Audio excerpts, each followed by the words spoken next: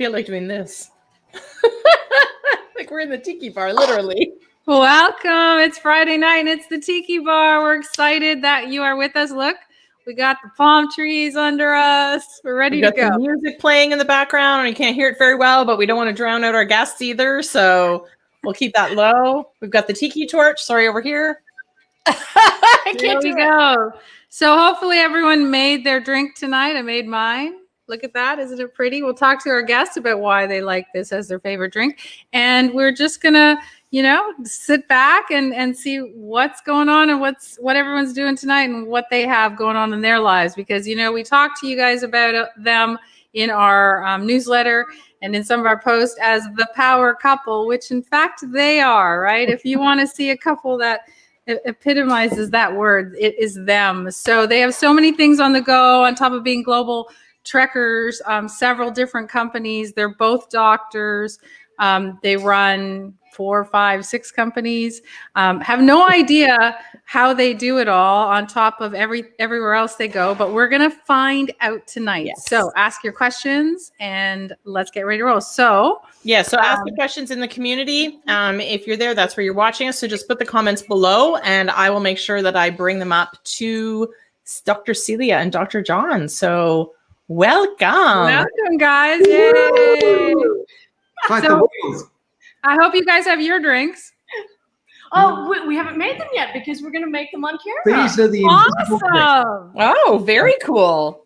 Okay. A live demo. Okay, so before you start, tell us where's the first place you had this drink and why is it your favorite? Ooh, good question. I have 2 favorites, but my other favorite was featured last week. The Negroni, right. Negronis. But there is a common theme. There is that color of like pink and red. So I lived in Italy for a year. And so Negronis and Aperol Spritzes is what we used to drink in Italy. So That's why I love Aperol Spritz. Awesome. Okay. And being a good husband, whatever she likes, I like. So you know what? Good for and that would be hint number 1. I was watching an HGTV show, I guess last night, and there was a couple and they were making this big house and he's like, well, I like this and I like this. And the designer said, well, what are we going to do? And he looks at her and goes, whatever she wants. That's the right answer, John. Whatever she wants. I couldn't think of sipping a Manhattan right now for some reason. On an empty stomach. I think that would just really put me out of the Tiki Bar. Or an old fashioned, you're starting off really strong. So it's a great summer cocktail. You can sip it. It goes a long way. It comes in a really big glass. So just pour. Yeah, so tell us what you're doing. So what it is, it's 3 parts Prosecco, 3 parts Aperol, 1 part Club soda. Can we get the club soda? I should be a hand model of it. There you go. Club soda. Awesome. Nice. But the trick is, and this is what I learned for the newbies, you don't put the Aperol in first because the champagne will overflow the glass. Wow. So I found that, and this is that if you put the champagne in first, I love a man who doesn't measure when he pours. Well, it's like what was the mad chef in Sesame Street? It's whatever it is. The liquid is not it's about the enjoyment of it, not the amount. So you just get a nice. But you can count. You can go 1, 2, 3, 1, 2. 1, 2, 3, 1, 2, 3, 1, 2, 3. And you pour it in nicely. Awesome. And you have beautiful glasses. Now comes the really fun bit, the Aperol. Because you like it tart or you like it sweet. Depends how much Aperol you put in. And again, 1, 2, 3. 1, 2, 3. 1, 2, 3, 4. A little sweeter. Awesome. So here we have the 2, and then you just splash it off with your lovely club soda. Awesome. And there's your summer cocktail, the Aperol Spritz. Awesome. We just had them last night too, and Actually, Cheers. the night before that too. Cheers. Cheers. Cheers. Hang on one sec. I have to tell you, this is the first time I've ever had it. And I don't love Negronis. So last week or the last Tiki Bar was kind of, I really like this. It's a very different taste, I think, to the Negroni. Yeah. So it's a fun summer drink on a boat going to free. Yeah, there you go. Because that's what most of us do. Well, we were there, when was it, 4 years ago? Yeah, we were in Italy 4 years ago. Yeah. We were. So Celia, tell us, why were you living in Italy? Oh, geez. Why was I living in Italy? I needed a break from my job in Honolulu. I was development manager for a luxury hotel development on the island of Waterhouse. And in this break, it was a big project. So I decided to pick myself up and move to Italy for a year. And just by yourself? By myself. And you never been there before, or you had? I had been there before. The first time I was there, I went by myself at age, 19, 20, with a backpack for 2 months, just trekking around Europe, as you do when you're just graduated from college, whatever year. Well, it must have been 20, 21, something like that. But so I went through Italy, and I always knew I would be back to live there one day. And I had been back a few times before I actually decided to live in Florence. And where did you live? Where did you stay for the year? Oh, for the year in Florence, in Firenze. Yeah. Nice. Yeah. Nice. Very nice. And John, where were you at the time? What were you doing? Well, give me the date and I'll tell you. Those leaves out of your face, Fay. As I was finishing university, I was probably It was illegal for me to even look at it. middle school.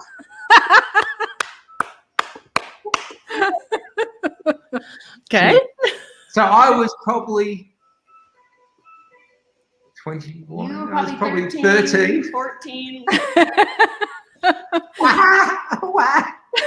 So Celia was living the high life, dating all these nice Italian boys. And you were finishing school. That's awesome. Awesome. So it's funny to think of age differences, like, because when you're older, it doesn't matter. But when you think back to you were 20, like it's crazy, right? To think, well, no, it's not okay at that age. But now it is. So when did you guys meet then? So you were in Italy. So John, so hold on. So let me backtrack a bit. So what happened after Italy, Celia? You had your year and you were like, okay, I've done it. I've dated all these nice Italian boys. Now what am I going to do next? La, la, la. I came back to Hawaii. I decided I didn't want a real job for the moment. So I started modeling and acting, and actually, what do models and actors do? We wait on tables. That's right. At an Italian restaurant, because now I could speak the language. Right. Yeah. But you were doing pre-med at University of Hawaii, so she wasn't just doing one thing and having a holiday. She was actually doing pre-med at the University of Hawaii at the same time. Little bit of an overachiever, and and having fun. I like the fact that she glazes over that part. I was doing this, I was doing that, I was waiting tables, and you were in pre-med. Well, taking biochemistry and organic chemistry and all that isn't quite exciting for the Tiki Bar. No. Well, no, but I think it is. It's part of your story, so it's very exciting. Yeah, it's interesting because, on one hand, you took off to Italy and you're waiting tables and you're doing acting. And then in the meantime, you're still following up. You're keeping something there in the background. Most people keep, I can be a waitress. You were keeping, I'm going to be a doctor. The difference. Exactly. So, okay. So what made you then decide, what happened after that? So what made you change paths again? Okay. So I was going to, I was doing pre-med, and I was dating an Australian boy, not this one, a different one. And he convinced me to apply to schools in Australia. Oh. Which is what led me to Australia, and I ended up doing my veterinary degree instead of the medical degree for humans. Right. because I had this beautiful Belgian Malinois shepherd dog that I just adored. And I figured, you know what? I love my dog. I love the outdoors. I don't want to be in school for the next 12 years. I was already a mature age student. So I decided to do vet school and ended up at the University of Sydney. And so... And what happened to the guy that you followed to Australia? Did somebody else come into the picture? John beat him up. That's funny. I beat him. I won the girl. I stole her away from him. And the first time we met him or met Celia at, because the University of Sydney would put on monthly keg parties to let the hair down, I met him and he said to Celia, "You got to watch out for that John Waterhouse. He's trouble." Really? Yeah. And he was right. That lasted about 18 months, and then that was it. Wow. Yeah. So how did you decide to go to vet school, John? Always wanted to be a veterinarian, from knee-high to a grasshopper. Our family, we breed cattle, thoroughbred racehorses. Nice. So I've always grown up around the farm and always wanted to be a veterinarian. But unfortunately, my twin brother and myself are badly dyslexic. So in Australia, veterinaries up there with being a doctor, as you have to, we spent our last 2 years of school getting ready for the university exams. And then they rate you against everybody in the country, and where you sit in that rating scale allows you to do what degree you want to do, because universities pay for. Right. And so being very badly dyslexic, my twin brother and I were told to leave school at 16. Wow. We go to university. We soldiered on, and every time I finished a degree, I would apply to the vet school, and the vet school would then say, "Well, what's your grade point average?" And I'd say, "I'm a pass-fail student." They would laugh and say, "You have to be a high distinction student." And then at 26, we have something called mature age students. And the entry changes. You sit a different exam. They take you on your work history and everything. And I was able to get into the veterinary school through that system. Got it. But it's always been a dream of mine, and I love the profession. And so that's how. And then we met, and so we were both mature age students at the time. And so we then, we met, and I chased for the 8 years of the vet degree. 8 years. I'm still chasing. But that's how we met. So you guys were in school for 8 years? No, I was in school for 8 years. She was in school for 5. Oh. Degree in Australia. No, you were 7 years. 7 years. 7 years. 7 years. So when did you guys start your love of traveling? Was it before when you're just Day one? Day one. It was independent. Independently, and then you traveled a lot. I traveled a lot. Once again, traveled a lot. Finished my first degree. I have a Bachelor of Commerce or Business degree, 21. Put on the backpack, went to Europe for 3 months. Drove around Europe with two actually good friends, actually brothers, and then came back and then worked, and then went back into education, did my construction degree, and then traveled after that, but would travel every holiday. Those 3 months was a great time to get out and travel and look around. So we've both independently and together always traveled, and travel is a part of our lives. What was the first trip you guys took together? Ooh. You stumped them. It's a new one. No. What classifies as a trip together? How many? Not down the street. Yeah. You have to be in an airplane. Yes, you have to be in an airplane. Actually, I drove and Celia flew to me. And I was in a little country town, and Celia flew out for the weekend to visit me. And the little town that I was in was off Coffs Harbour. It's a beautiful place on the coast up in Queensland, tropical. And then I was out working in a mixed practice. So she flew to me. And so that constitutes our first holiday. And we but you weren't on holiday. No, but we had that was the first time. Hawaii was our first holiday. And is that your where's your favorite place, both of you, independently? Hawaii. It's pretty good. Well, okay, depends. Favorite for what? Well, for family, friends, food. Hawaii is very important to us together and individually. My favorite place, Italy, is pretty much up there. Italy's up there on hers. Italy is like my second. Hawaii and Italy are like my second homes because I've lived in both places for a while. Right. Yeah. But I have to say, a little island down south is pretty important to me. It's you might not have heard of it. It's called Australasia or Australia. Right. And so how often do you actually get back there? Pre-COVID? We haven't made it I've back. been back once in 10 years. Wow. But that also comes back to your intro because we're so busy juggling all these hats and doing all these different business ventures. Time slips away. Yeah, I like your intro. It made us look good. Well, it's true. It's true. So you guys got together and you got your degrees, and then what did you decide after that? Oh, we want to go into the veterinary practice. We want to go into the business world. What came first, and what made you go that route?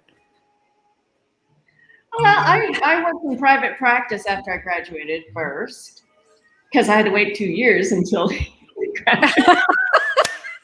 And wait for the youngin' to finish. Actually, you were a year below, so then I had to wait 3 years. But we weren't dating at the time. We were just friends.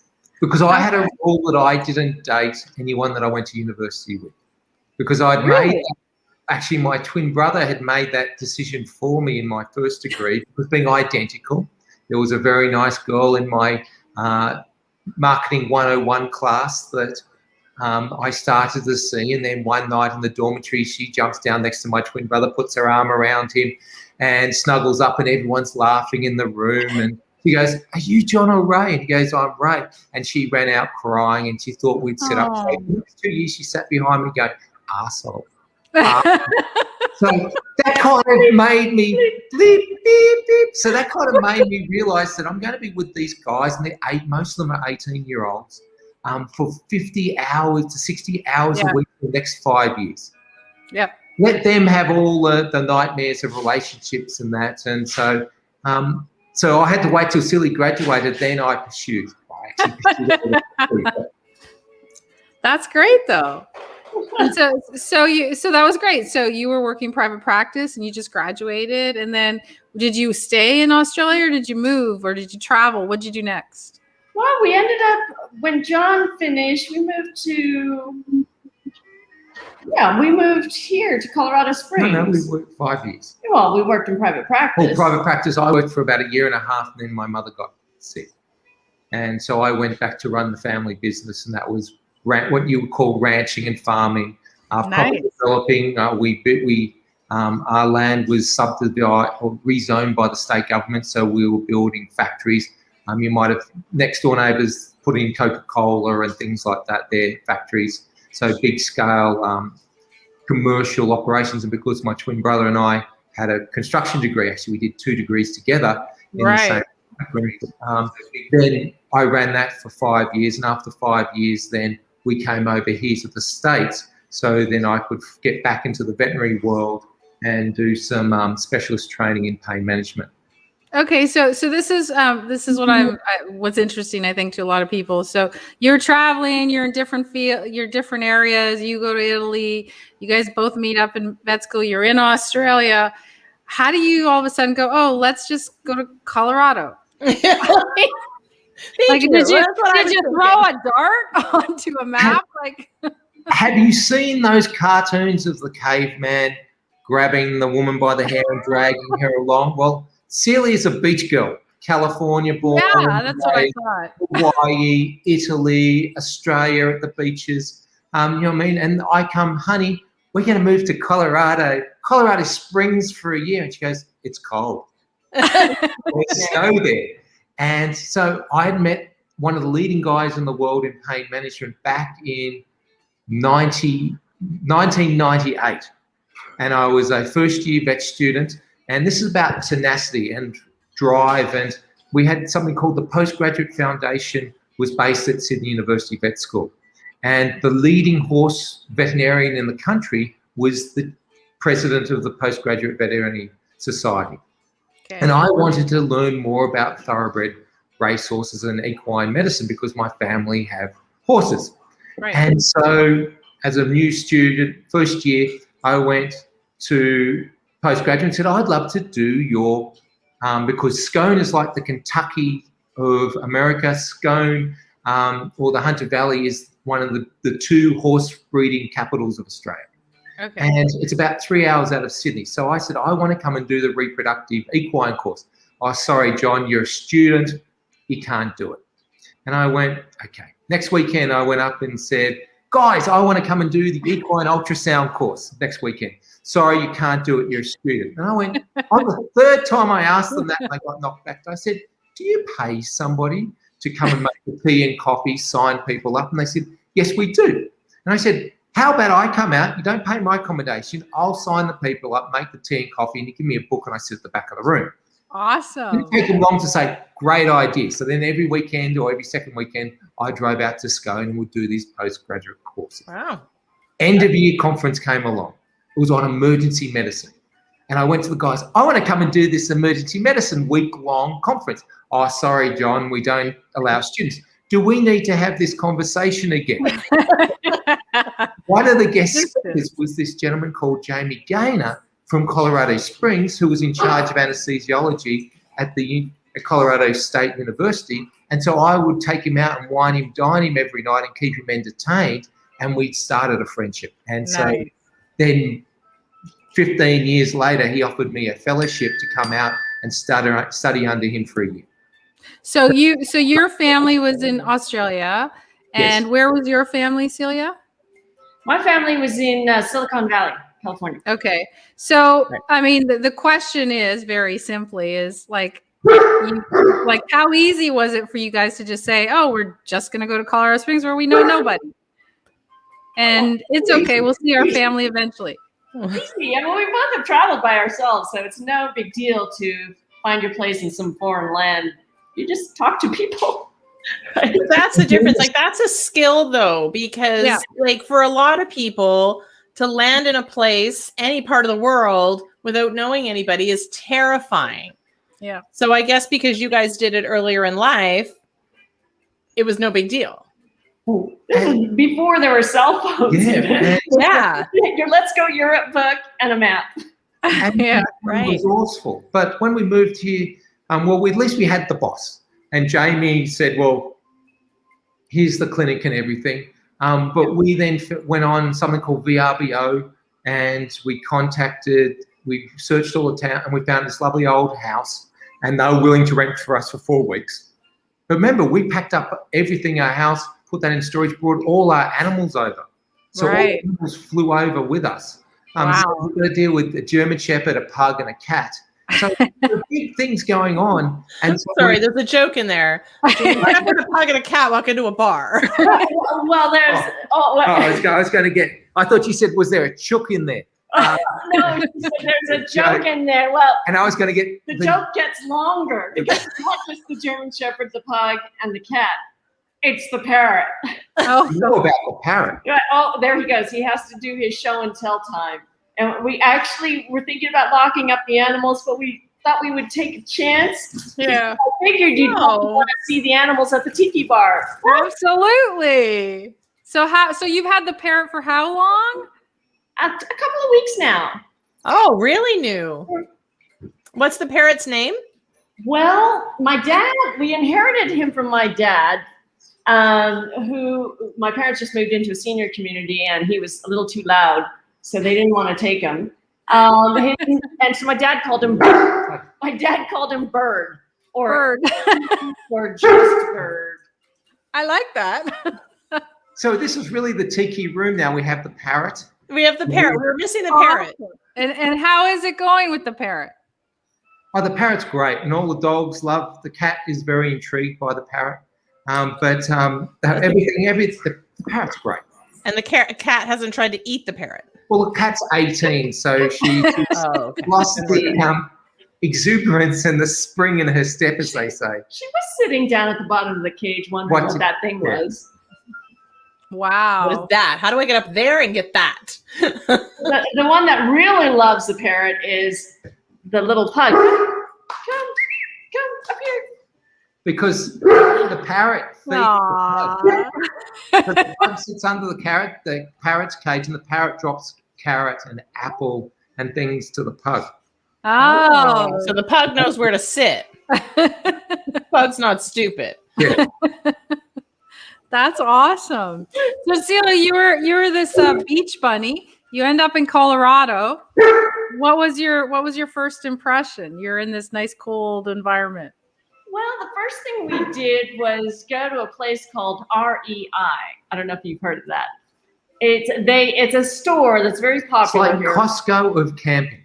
Well, not so much camping. It's more the outdoors Everything person. outdoors person. Yeah, you need. trekking, hiking, biking. We went there and we just said, we grabbed the first retail person helper and we said, do you work on commission? And she said, no. And we said, oh, too bad.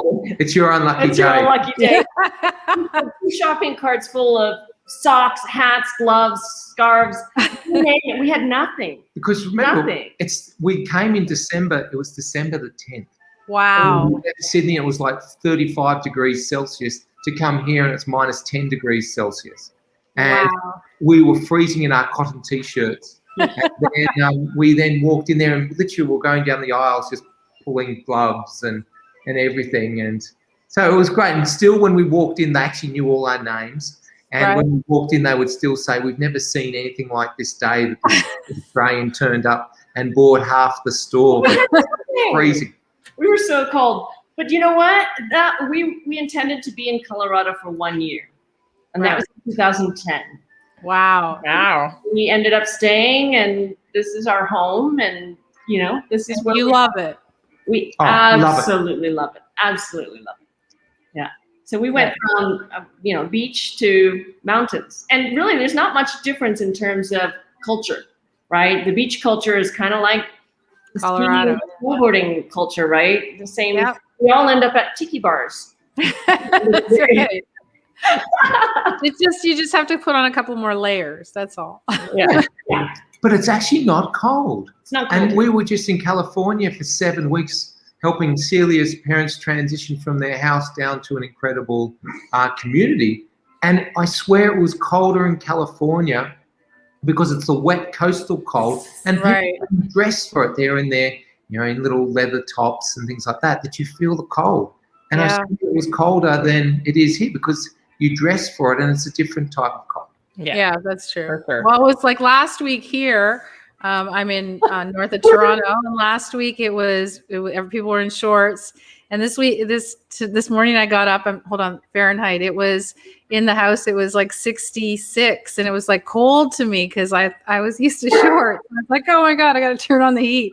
It's So it's we also interesting. woke up in the winter. Like I know people in Toronto posted pictures of like hail and snow today, whereas like 2 days ago it was like 33 Celsius. Like it was crazy difference in temperature. So yeah, But we hear in you. Colorado, you get to enjoy all the seasons, right? Yeah, it's supposed to snow tomorrow in the mountains. So we're going to go up to the cabin tomorrow, I think. Tomorrow, sometime over the weekend. We're going Okay, up so Nice. you've lived there since 2010, and now you bought a cabin. there. Well, a bunch of things happened before the cabin. Yeah. but if we're on the subject of cabins, Yeah. so COVID hit, and we're both introverts, if you can't tell. And I kind of like to escape and not be around a lot of people. So we decided to buy a 1924 log cabin Wow. in Mountain National Park.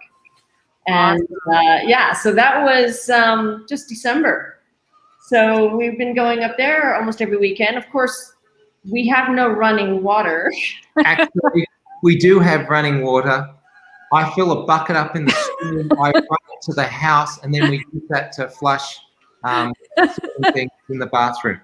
Wow. And then wintertime, we use glacial water. Ice melt Ice melt glacial water. That means I pick a bucket of snow, I put it by the fire and melt it, and then use that to flush.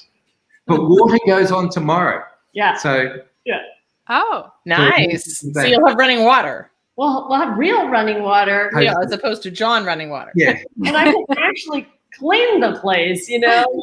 You don't realize how important water is, you know, when you want to up and clean and your water's pretty important. Yeah. It is. So I guess you're thinking, you know, Colorado is your long-term home, right? Yeah. We absolutely love it here. We love the weather. We love the thing. There's so many things to do here. I mean, we love the outdoors. So right. So yeah. Just fits. But I guess the cabin. So does that satisfy your need to be globetrotters and go? But that doesn't. So what else? You guys also have a different way of traveling. Yeah.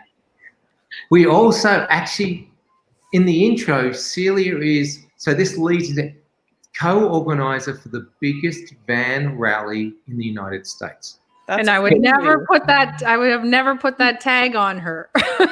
We have what's called a Winnebago Revel. Winnebago Revel. This is 4-wheel drive sprinter van.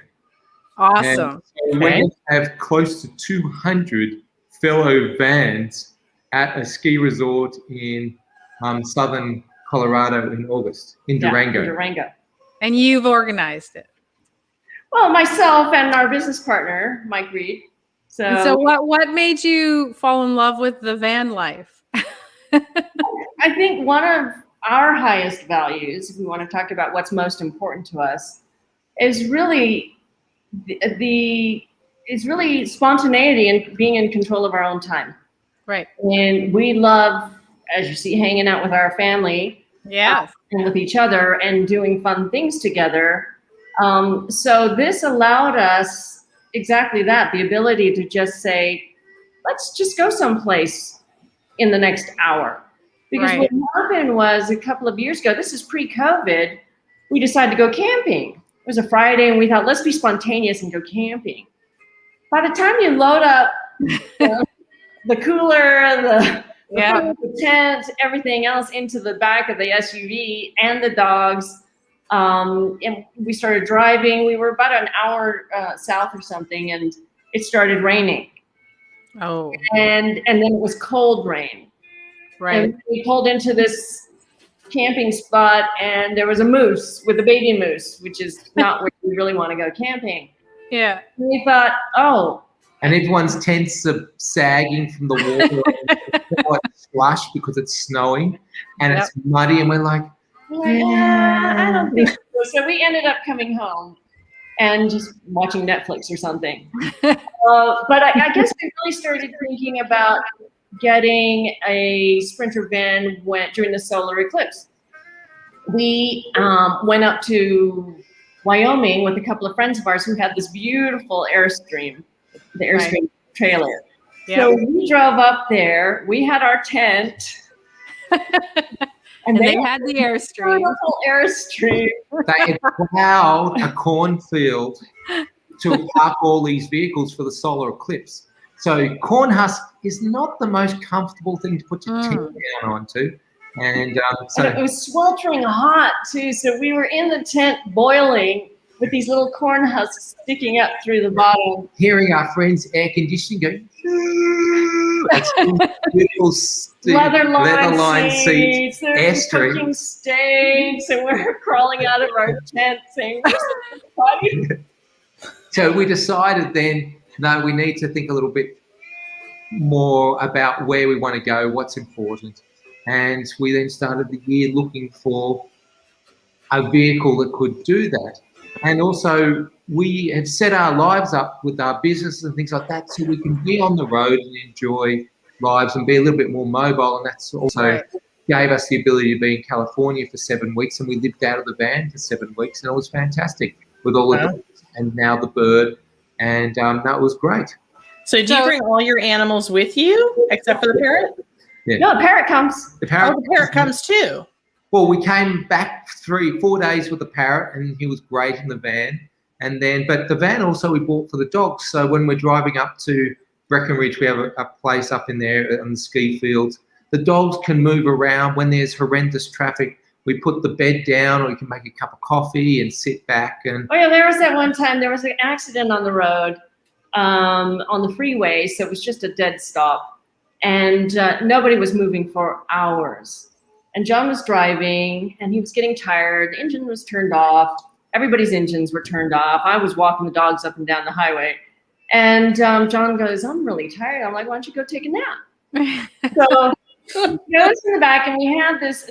The Winnebago Revel has this kind of hydraulic bed, and it comes down. You push a button, it goes out of the ceiling. Out of the ceiling.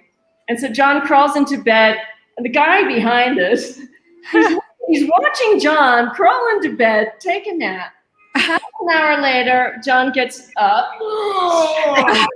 For the hamming it up for the neighbors. Now a lot of people are watching. And he puts up the bed, and he goes, "I'm going to make myself a cup of coffee." French pressing it, pouring it, and you could see the wife smacking the guy in the car behind us while I'm flying up, pouring the coffee from the French press and sipping it and go, "Like, honey, do you want one?" And pouring the second cup, and then toasting them, and then walking back to the front of the car. That must have really made them happy. Yeah, so wow. it does allow us the ability to go wherever we want, whenever we want, within reason. Right. And you just don't worry. We take it to Home Depot and load it up with mulch, right? Right. We go to Whole Foods, and we have a freezer to put things in if we need to do some more shopping or something. Right. So, And then it also allows us on the California trip to go to Death Valley and go four-wheel driving with 20 other Revel vehicles out into Death Valley, up these beautiful sand dunes and washouts, and learn how to get ourselves bogged and dig ourselves out. It's very much a little like community. Yeah. All the owners. Yeah. oh yeah, it's a huge community. We had no idea it was going to turn into this big of a, I wouldn't say it's like cult thing, but van life is kind of cultish. Yeah. Right? Yeah. And how long are you guys there for? So you said there's like 200 people coming in August. For how long? It goes for 3 days, for the weekend, Friday, Saturday, Sunday. We're holding our first van expo where we have vendors come out. They make those special boxes on the back, or they do the lift kits, or they do modifications for the interiors. Anything that's van related. Really. So you took what you loved, which was you wanted to get out of the cornfields and out of the tents, and you ended up getting this uber cool van with the hydraulic bed, which I just love. That's my favorite part. Sure. And then so how do you just all of a sudden like flip it into a business? Well, I think the first year, our business partner Mike Reed, who lives near Durango, he's near Moab, near Fruta. Oh, no, yeah, Fruta. And he basically just put it out there on Facebook group. I'm going to be at Purgatory Ski Resort in Durango. Who wants to come join me? And the first year, I think Winnebago made 300 of them were in the country. Or something. So the first year, we were expecting just a handful of people to show up. Right. 65 vans turned up from all over. Wow. On first year of just putting it on Facebook. There was nothing organized. So you almost had like 30% of the entire vans in the country, and people came from New York, Florida, drove to Durango just to meet up and sit in a car park and shake. Wow. The Revel owner, and that kicked it off. Yeah, and then the second year, we were driving. This is before the second event. We were driving through and had stopped in to say hi and had a beer and a hamburger, and we said, we should really do something about this. Someone needs to organize it. And we both loved, the two parties loved our vans and the lifestyle it gave us. Right. We decided, well, why don't we work on it together? And his strength is the vendors and of course the boy stuff. I couldn't tell you about lithium-ion batteries. Right. You need the 5-inch socket to do the lift kit and all of this stuff. So he's the handyman on that. Yeah. And I was more of the let's do the community and do the website and get the group together. So we decided to do something together. We got along. He and his wife are fantastic. They're good friends of ours. And so we put together the second annual Revel Van Rally, and that was in Jackson Hole, Wyoming. And 93 vans showed up. Wow. During COVID. The first, what? COVID had been around July. It's forever. Yeah, I feel like it's been forever. Yeah, forever. So, but we're very COVID safe and everything. Everybody was spaced apart, and because it's an outdoor event where we're just parking, out in the field. Right.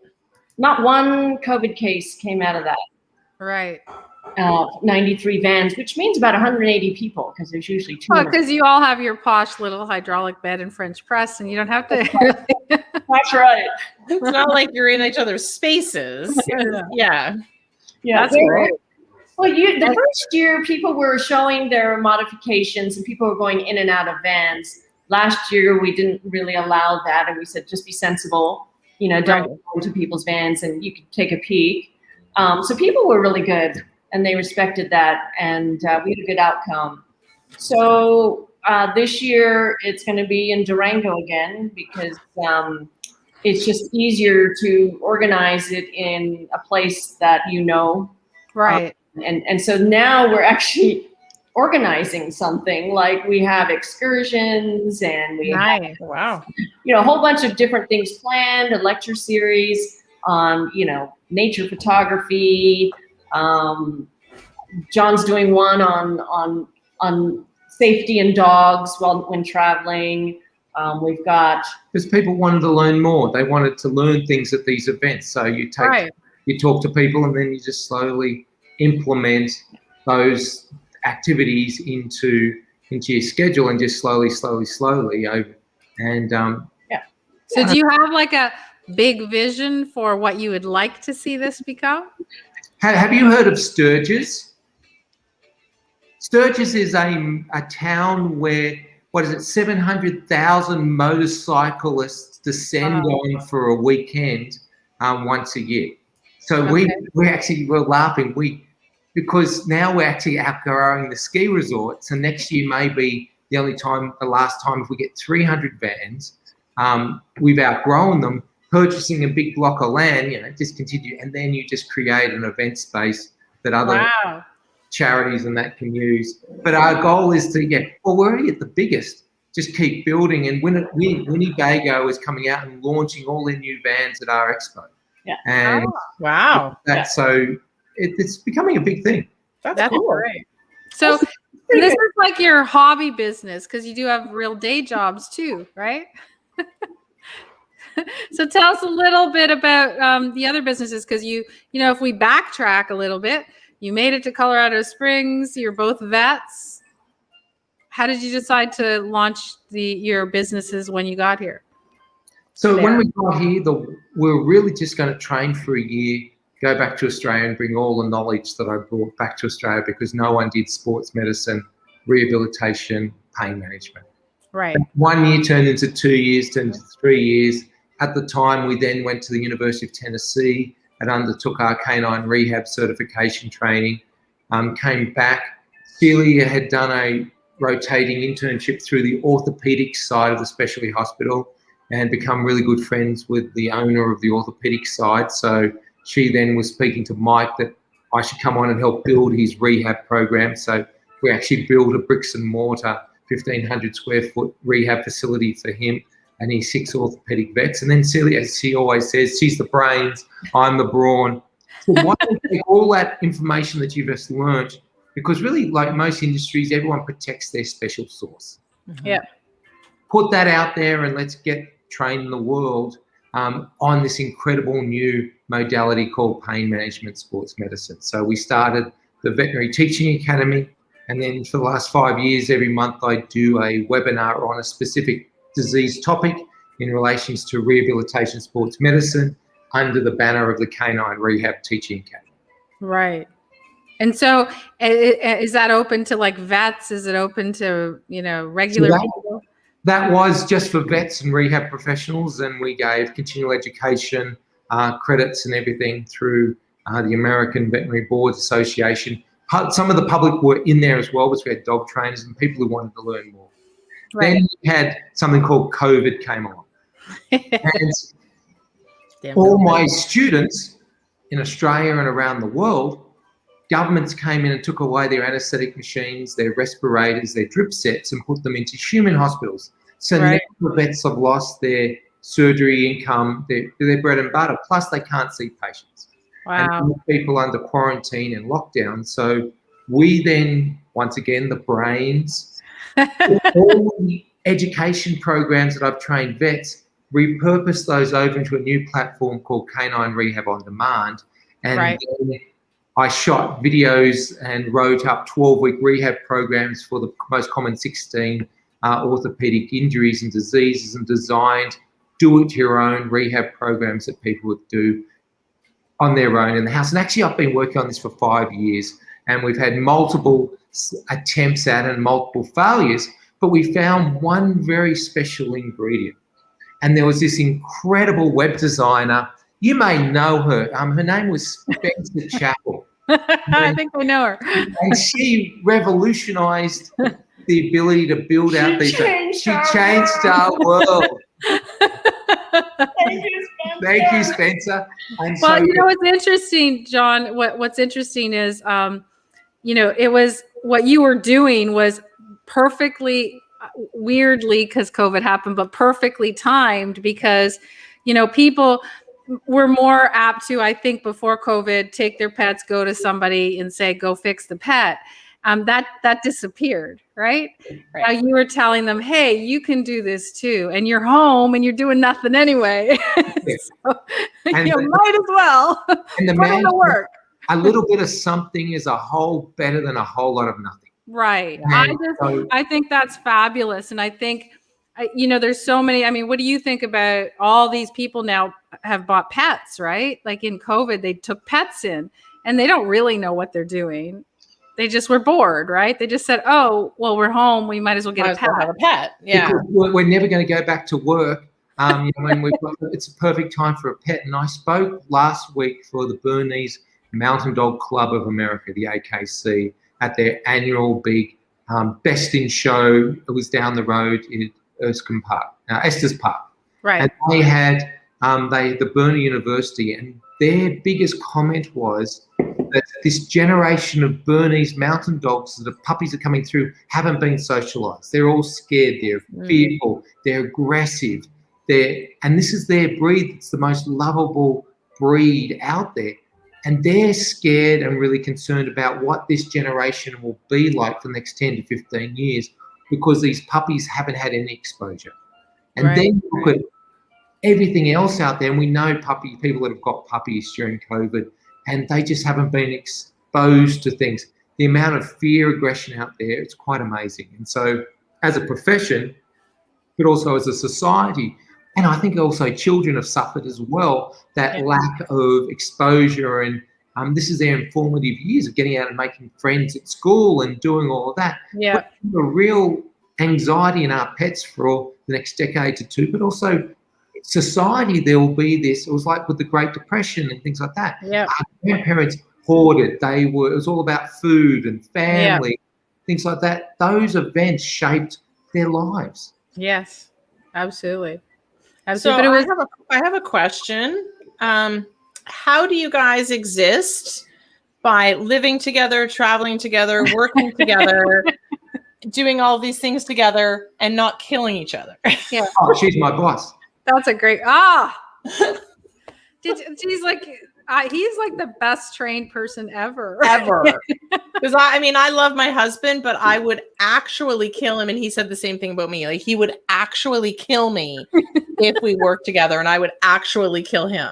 Well, we have separate offices in the house, so that helps on different levels. But also, when we started our relationship, we started off as best friends because, as I said, I chased for 8 years. I would chip away, and you became friends, and it all. And for years we spoke every night. So we had a friendship to start, where most relationships start with that bustling passion and that attraction, that fire and the pull. Well, and then you've got to become friends. Yeah. But also she's the boss, so whatever goes. That's enough said. That's it.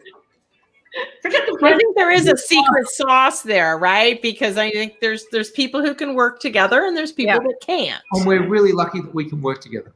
And to a point, I know that she gets very frustrated with me, and that you guys know. And but we also have our own separate projects that we come back in and we comment on and collaborate on, then we go back off and do our own thing. So there's very much that independence, but also that symbiotic relationship. Right. Yeah. So you were, so John, you were really interested in the whole canine rehab. You started doing the programs. You are, for those of you who don't know John, I believe your handle is Dr. John the Vet Guy, right? So you can look him up on Instagram, everyone. So, and Celia, you were the brains behind the operation. So you're supporting them and doing the programs. And so when did you decide, hey, I want to do something on my own too? I always say that. And actually, when we started the Vet Teaching Academy, that was, I said, I want to do something for our profession. Right. Which is why that was back in the day, when I was going to all the online marketing, digital marketing training with Brendan Bouchard, Jeff Walker, Frank Kern. And that's where, of course, Faye, you and I met in 2013. We were sitting in the back of the room. I think it was about cocktail hour. Yeah. And we were like, oh my God, I need a drink. And you're like, so do I. And we're like, no, it was more of a comment of Celia and I said, can you believe the BS that's being spoken on stage by this guest speaker? And we heard this chuckle behind, and we turn around and there's this lovely. Okay, there was a bit of sarcasm that came through. That's true. I love sarcasm. And so she says, oh, yeah, let's go get a drink. Like lemon drops, didn't we? Yeah, I think so. Yeah, and so that was when we first met back in 2013 or something. So you were always interested in the online marketing world? Always interested. I think one of the things I absolutely love is to kind of, I guess, not convince or to guide or to mentor people to think bigger than what they think is possible, what they thought was possible for themselves. Right. And so I do love hearing someone who has an inspiration or a passion about a certain subject or a certain topic or a certain industry, and that they get fired up talking about it and trying to figure out, okay, how do you get this to the masses? Right. How can you package this into a nice little neat package and tell people about it? And so that's the first one you put together was the VTA Veterinary Training Academy or Canine Rehab? The Veterinary Teaching Academy was supposed to be the parent. Well, still is the parent. And out of the parent came the Canine Rehab on Demand, which of course you pivot, and it's had so many pivots. So we couldn't get up and running. So we launched in the Canine Rehab Teaching Academy first to build up the content to then relaunch one day the Canine Rehab on Demand program, because we realized that we tried to build it out of India, went to Indian web developers, and that they did a good job in the hindsight, but once again, it's just scam. And that came back to America, went to a big organization. They spent all the money on internal meetings and didn't do anything. Brought it to another organization that was really bad, and they actually corrupted the whole working file of 260 exercises and written descriptions and merged it into one file when we said we're going to the fourth party. That fourth party then spent time trying to unravel. I rewrote every exercise again.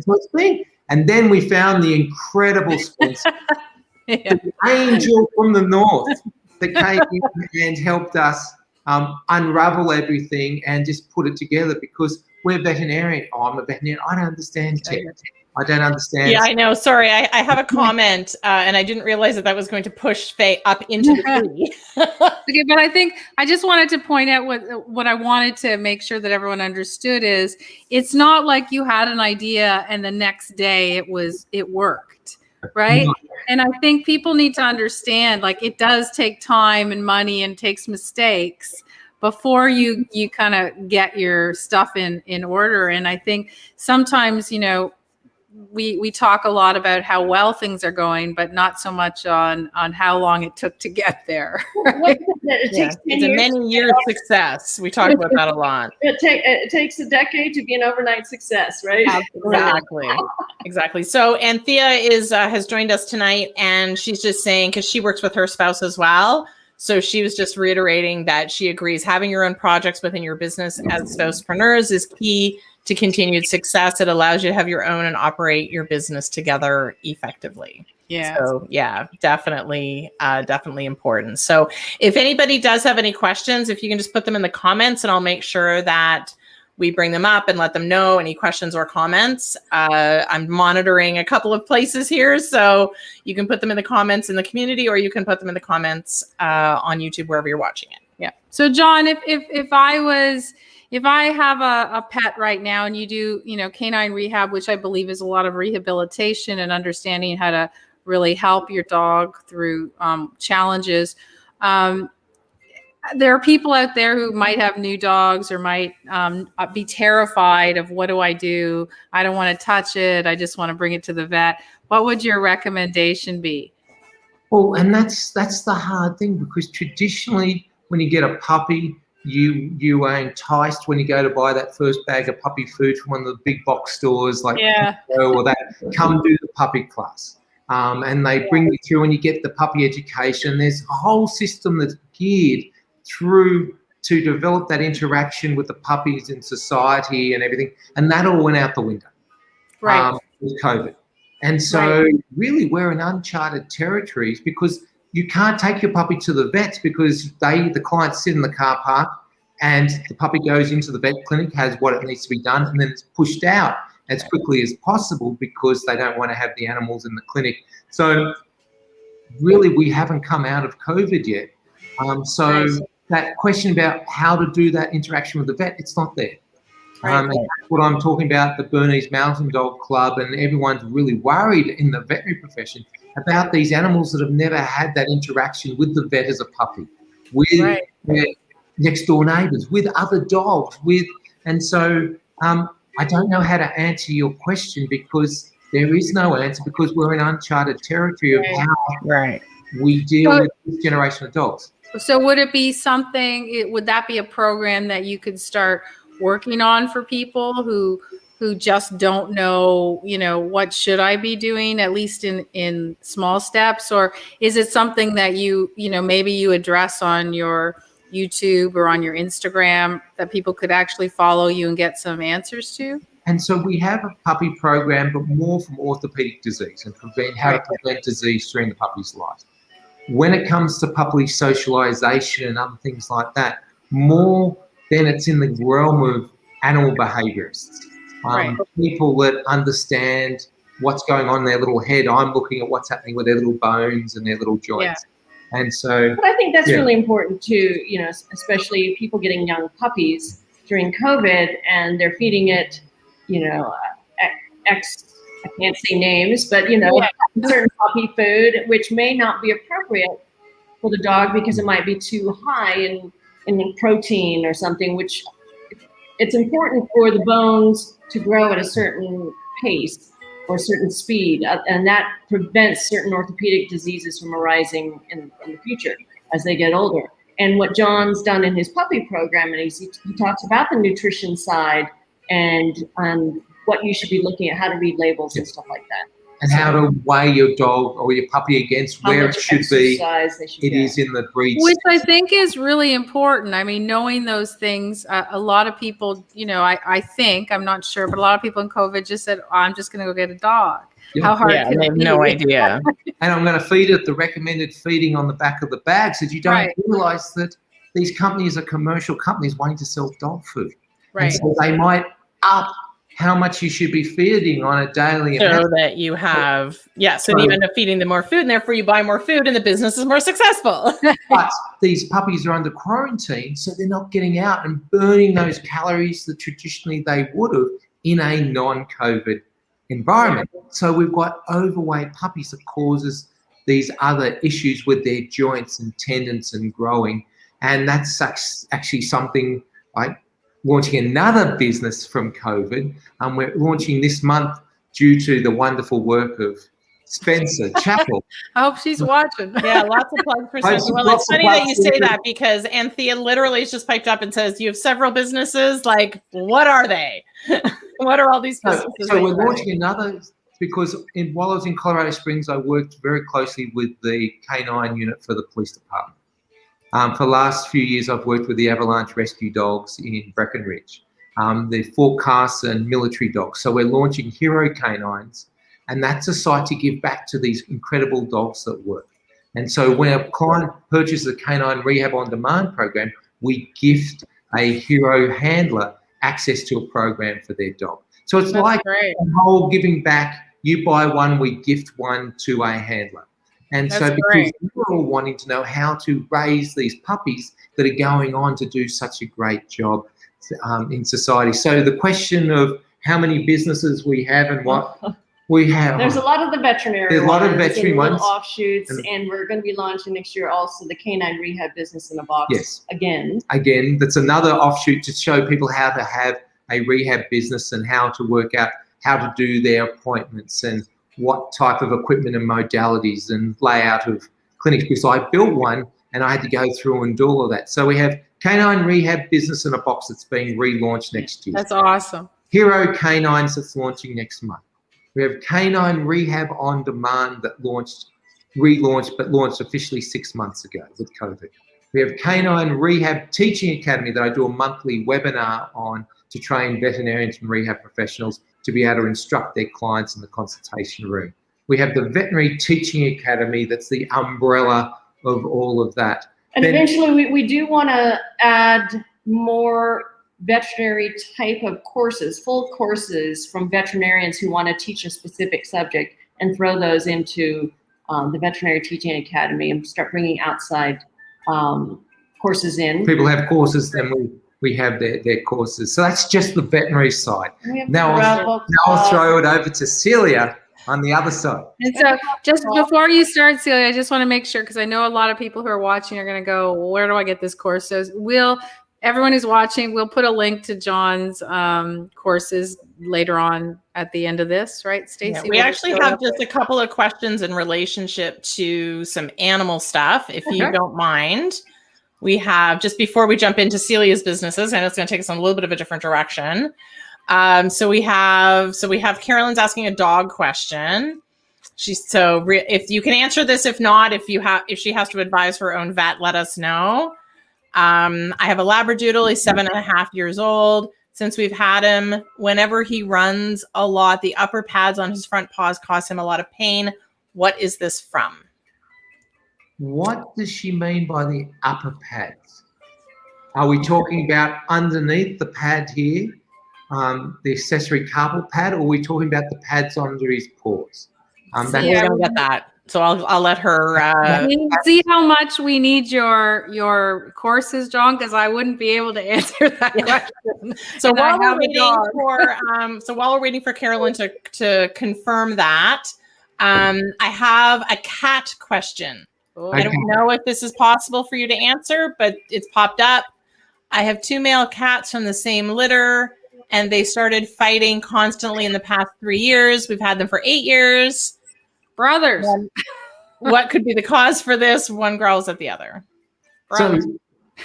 Brothers, that's what's the golden rule. You never bring home 2 siblings from the same litter because you have sibling rivalry. But I think it depends, right? Has something different happened in the environment? Did they introduce a new baby? Does the neighbor have a new tomcat in the neighborhood? It could be a number of different environmental factors. It could be something medical that maybe one of the brothers is has an issue that they're now fighting for who's going to be alpha in that. But also coming to around 8 years of age, we know that 75% of cats will have arthritis in at least one joint in their body by the age of 8. So they now may be hurting. They may be, and that makes them grouchy. The other brother comes in and starts, siblings tap, tap, tap, like get away from me. Wow. Because I'm sore. I've got arthritis. I've got degenerative joint disease going on. So there's a whole lot of things. A bunch of things. both environmental, because cats are really adaptive, perceptive, or perceiving changes in the environment. So someone's come in, there's been some change in the family environment or in themselves, and the other cat is just constantly hitting like sibling rivalry, and they're just saying, don't touch me. As a disclaimer, go see your veterinarian first. Yeah. It could be a medical issue. That's what I was assuming you would say. Yeah. So Carolyn's come back. So this is her, just to remind you, this is her question just about her dog's paws. And she's saying the one above is paws. Okay, so we're talking about this pad here. Therefore, and if it's worn or laceration, is what type of surfaces are they going on? Are you just walking on the street? Are you walking through gravel? Are you walking through like thick brush that has sharp grass? It's what type of lesion it is. Is it an abrasion? Is it a cut? Is it a wear? Because they can lick that area. But also, it's very strange being there. So are they then potentially lax in their ligaments and they're collapsing down?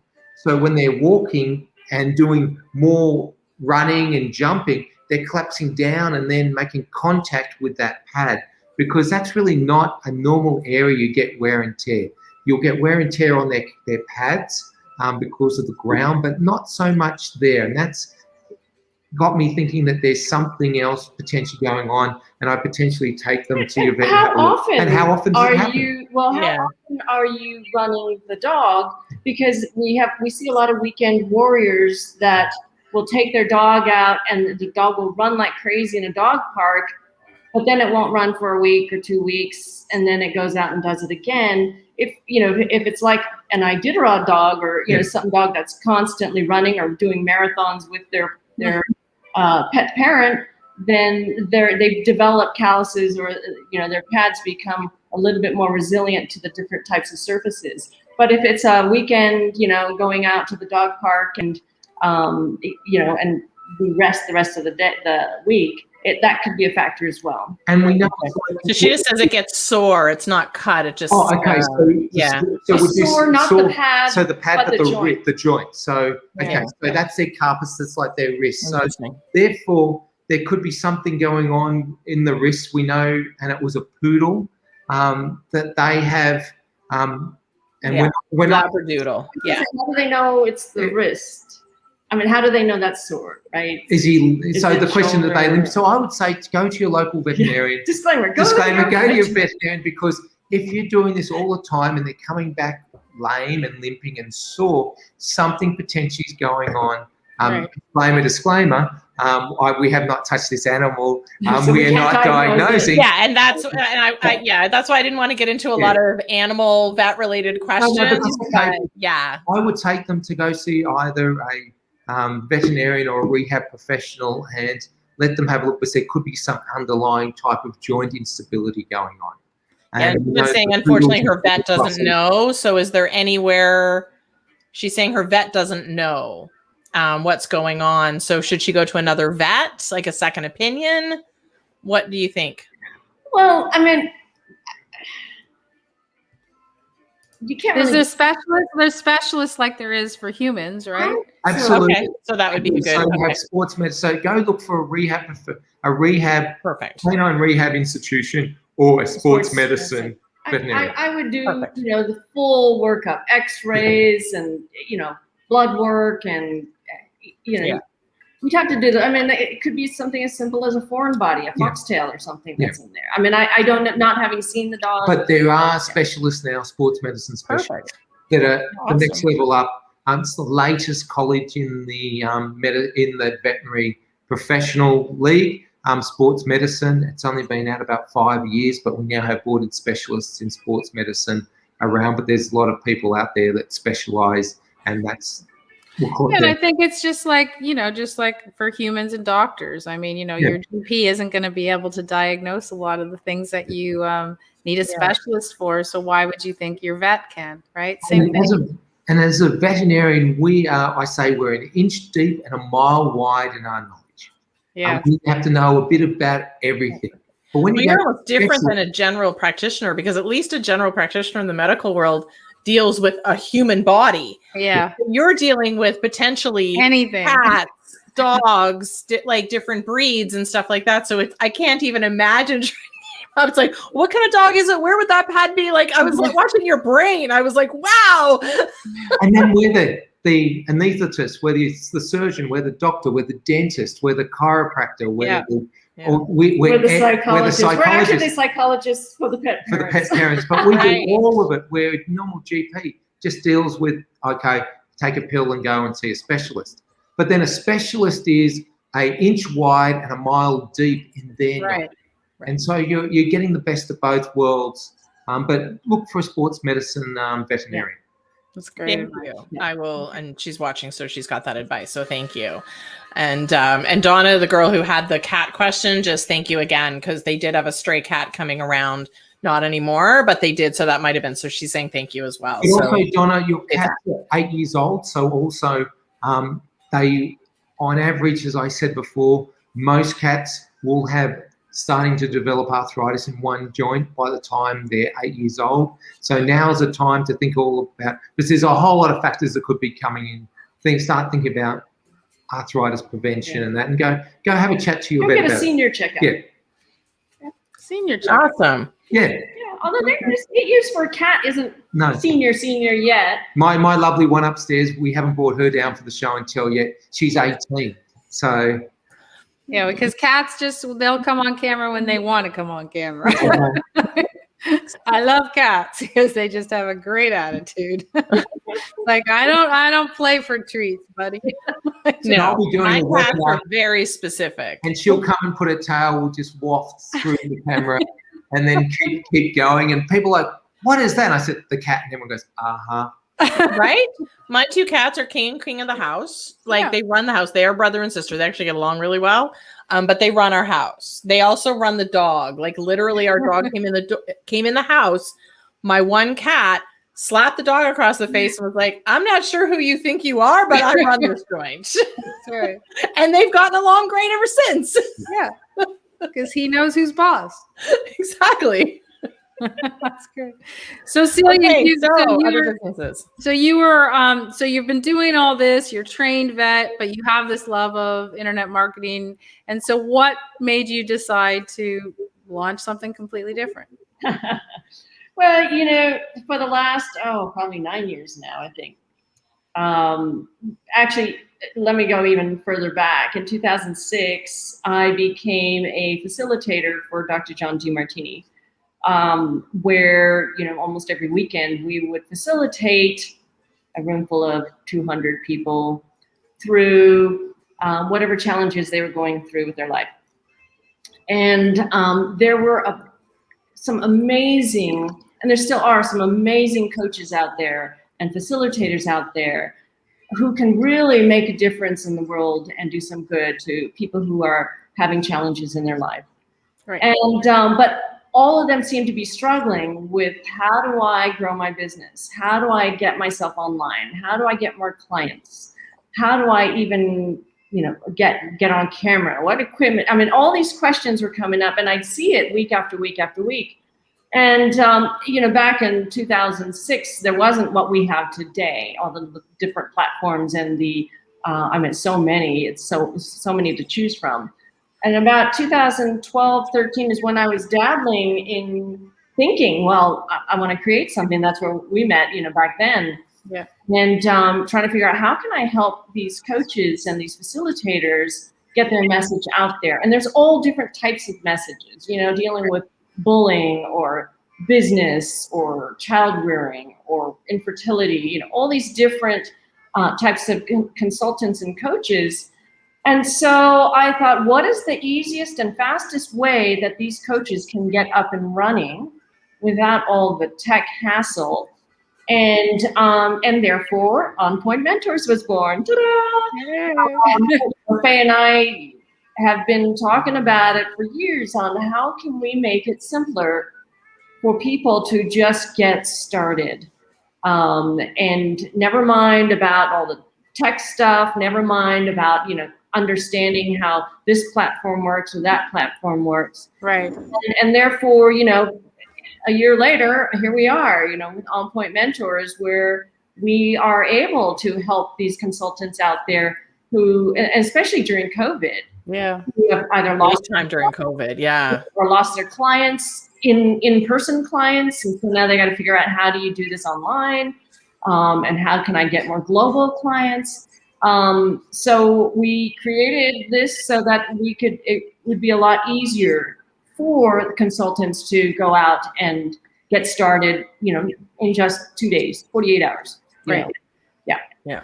So what? Yeah, so that's a great platform. So the question I guess I have is for both of you is, you know, you just said, Celia, people have a lot of skill sets and they want to get out there and they're afraid of the tech and that. So you were those people in the beginning. Oh, so yeah. what was different in your mindset that you thought you could do it, whereas somebody else might think that's too hard? Right.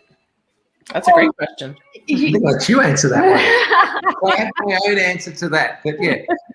Well, a lot of it is mindset, right? A lot of it is,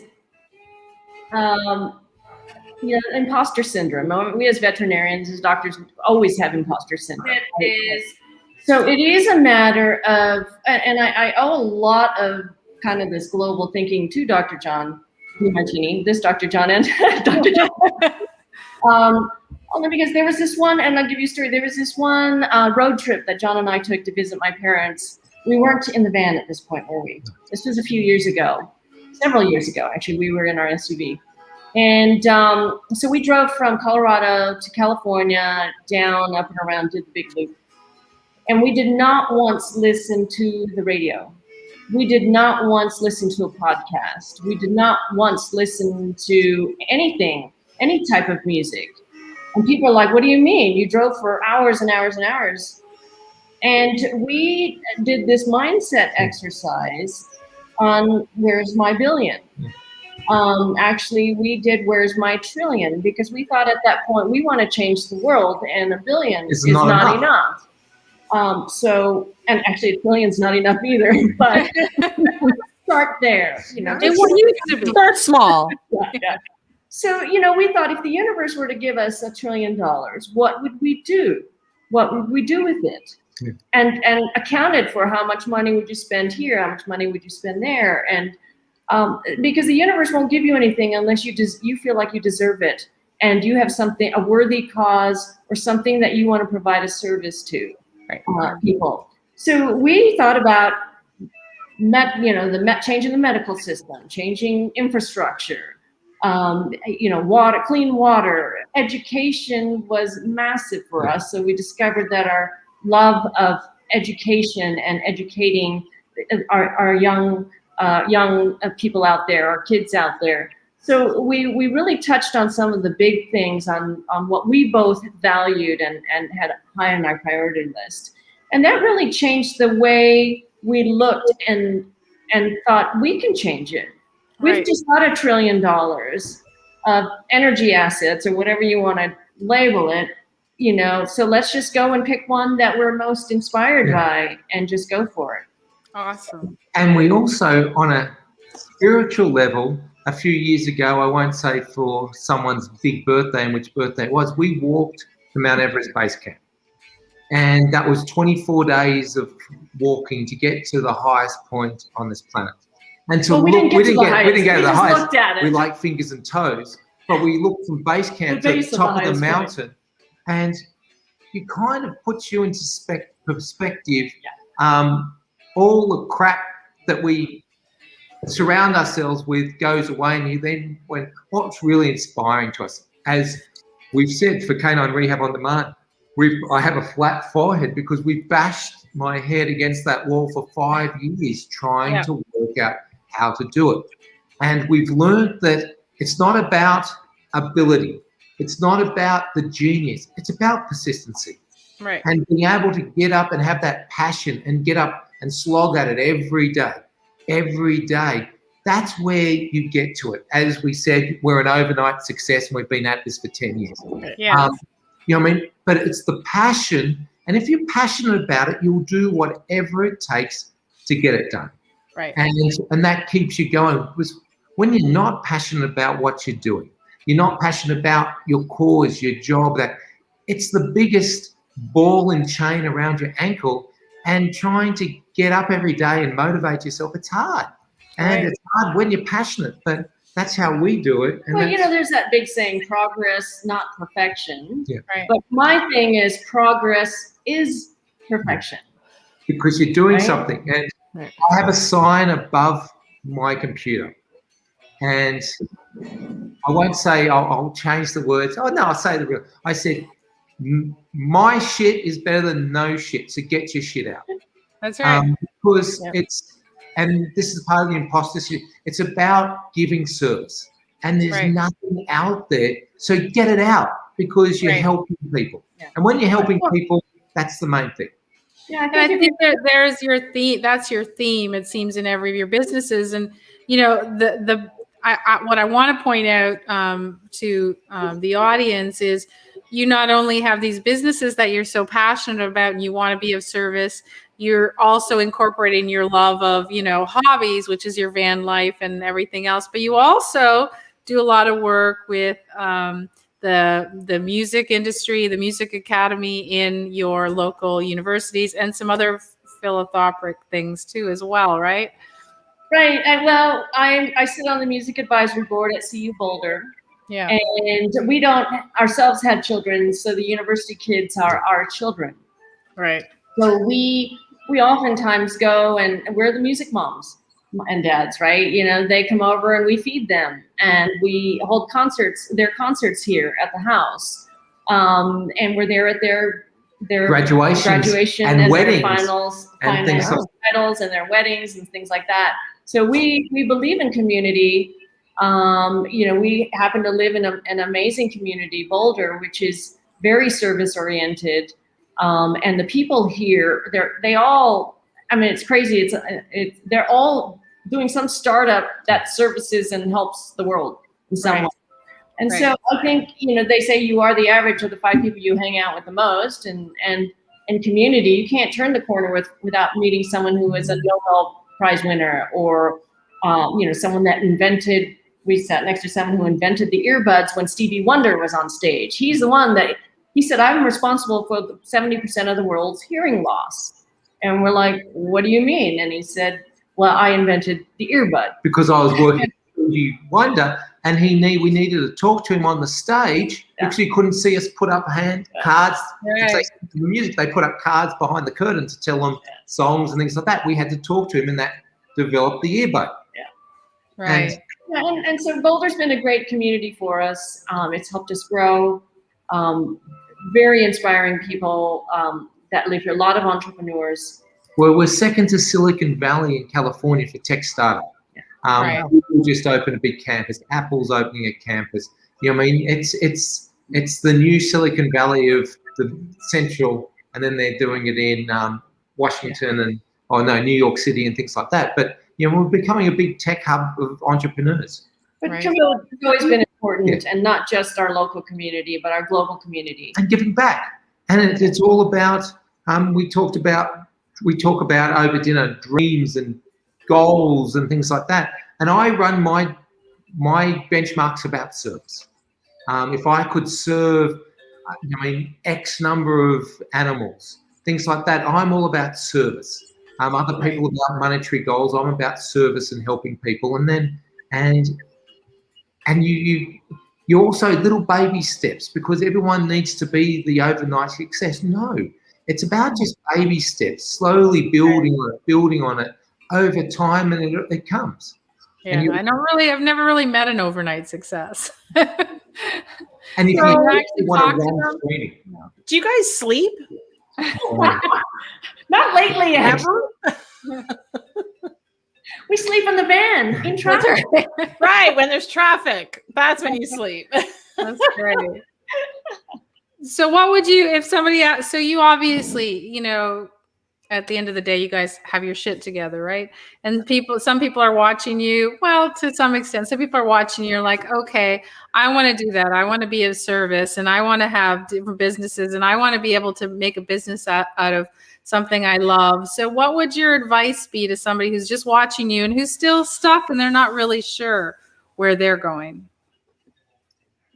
You can go. Everyone has a spark to give.